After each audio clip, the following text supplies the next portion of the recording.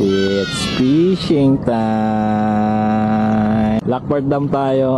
Temperature natin +6. So maganda yung weather natin ngayon. Fully open na yung dam natin kasi mag-freeze na yung water. So kaya inopen na nila yan ng tuluyan.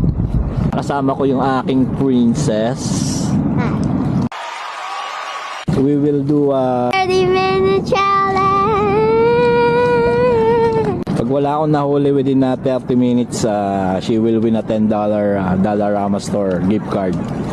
Timer starts now. Okay, you're wasting your time.